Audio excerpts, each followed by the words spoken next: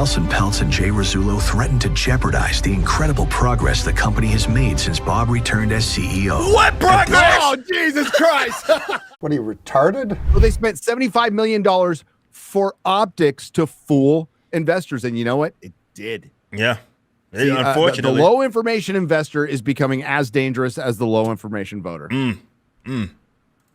For a new era of sustained growth and value creation. The last thing that we need right now is to be distracted in terms of our time, our energy. We cannot be distracted or grooming children. Do not distract our groomation of children, okay? It's a very important mission. I'm like Martin Luther King Iger. He doesn't want to be distracted, Gary. Don't distract him. Don't distract this man. activists. In fiscal 2024, they expect cash flow to exceed initial projections and have set a target of $3 billion in stock repurchases. Okay, so that, like, again, it's nothing really substantive. It's we got plans. We got plans. we got plans and projections because of the plan. We got speculation. Yeah, speculation. We've got the kernel of an idea happening, and we don't want to be interrupted. Oh, man, this shit is so fucking funny. The board also declared a cash dividend of 45 cents per share, an increase of 50% versus the last dividend paid.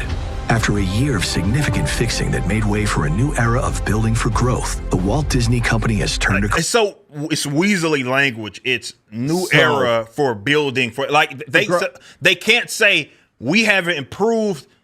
This has become more valuable. We've made they can't say any of that. It's we got plans to do something. So we're working towards doing X, Y, and Z, but it's nothing substantive. It's nothing tangible. It's nothing that they can say for the moment. Even the more recent history of Disney that they have improved in any capacity. They can't possibly say that. So they use this Weasley language to basically say we just got plans. They're the Black Knight in Monty Python and Holy Grail, dude, with like no arms and no legs. Yeah. What?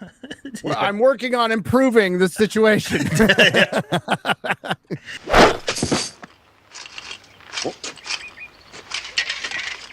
All right, we'll call it a draw.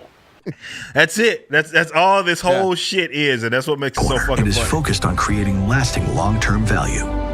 This value is reflected in the recent stock performance, improved operating income, as well as the strategic moves recently made by the company, such as the collaboration and equity stake in Epic Games, the upcoming release of Moana 2, Taylor Swift's The Eras Tour coming to Disney Plus, and more. Those are going to save this fucking company.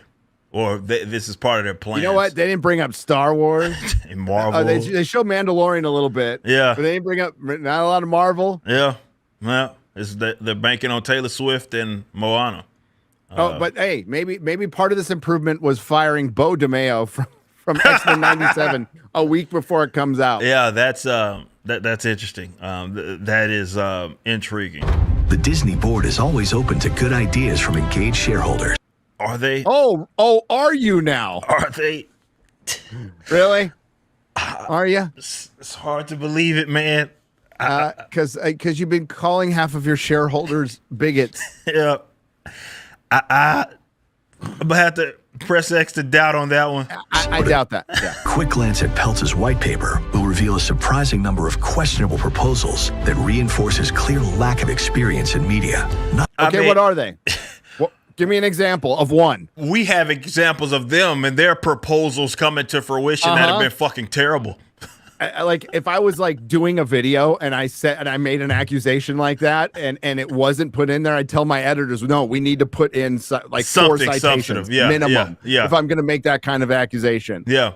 That none. We get none. Like give me one. Like if they're so bad, give me one. Yeah. Yeah. You can do it. That would help. Not to mention a litany of factual misstatements and quite a few proposals that Disney is already implementing. Nelson Peltz and Jay Rizzullo threatened to jeopardize the incredible progress the company has made since Bob returned as CEO. What progress? Oh, Jesus Christ. What fucking progress? What progress? What progress? Regression is progress. Okay. Fucking progress. Hey, we're not totally dead. Progress. Woo! Woo! We've managed to stay afloat since bringing him in, and therefore progress. Well, maybe they meant like grooming children, you know? Yeah, maybe for the social causes. I can see that. Yeah, I can see them making progress there. I guess they made some progress there. But hey, that's not political, according to Bob Iger. That's right and wrong. Oh, folks. universal truth. That's right and wrong. Politics is settled on that one. Unbelievable. Unfucking believable. Critical moment. We simply cannot let that happen. The choice is clear. Vote Disney.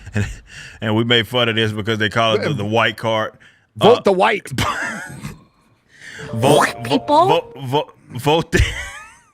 Hey, white people are back, Eric. We had a big night at the Oscars, okay? Damn near a clean sweep. That's true. That's true. So, man, shout out to all that progress made by by Bob Iger. What that shit was funny. What do you mean? All the one profitable movie out of your 7 releases last year that eked out a profit that could probably be argued to be breaking even? Okay. Potentially. Progress. And that's progress. Yeah, I mean, wasn't Disney the biggest loser in the box office this past year? Yes. By far. By far. Like, not as in. By far. Indiana Jones and the Marvels alone would tank a studio. And should. Yeah. And should. But there's so much, and it's been brought up. Again, we're seeing it through gaming, but this is happening through all of entertainment, through ESG investment money. And that's been floating this boat for the last 4 years, and the investment money into streaming. Now it's drying up, or has completely dried up. And you know, like I've said before, I'd love for them to like come to Jesus and go, we did wrong. We need to change. No, we are forced to change. We're going to do it begrudgingly, and we're kicking and screaming. And some of them aren't. Some of them are just going to be an idiot setting themselves on fire. Right. Yeah. I don't know, man. I saw that, and I was just, I didn't know what to say, especially at that line with the improvement since Bob Iger returned. And I'm like, and they show him walking around, I guess, one of the parks. And I'm like, what were the improvements? I don't really, or the progress, excuse me, is the. Well, they managed to make Star Wars boring as fuck. How they did that? I mean, I guess it's not. That has to be a talent. That could be considered a talent.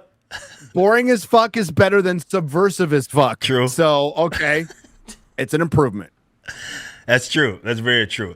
No, that was an absolute trip, man. But yeah, seeing a power struggle in Disney is something that is, I guess, at minimum, very intriguing.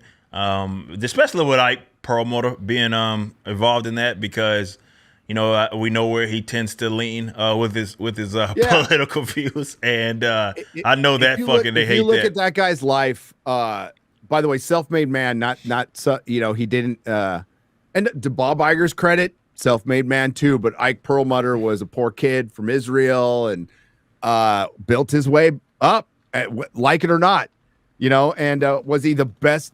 No, he's made some horrible decisions for Marvel. Ike Perlmutter was behind the canceling of fucking the Fantastic Four. That's dumbest fucking decision ever.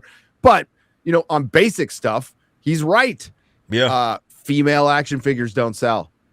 That bullshit about him not wanting a Black Panther movie is complete bullshit, because he tried to get one off the ground with Wesley Snipes. All right. He wasn't down with Captain Marvel, and I guess time has you know, I'm looking at my fake watch, proven him right.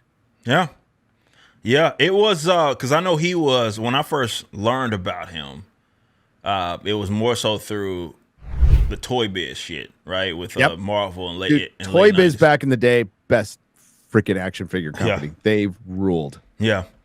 So it's yeah, man. They don't like that guy. They're not. They don't like Perlmutter at all. No, they do not, because he's a friend of Trump. Yeah, I think that's the main one. He doesn't like Kevin Feige.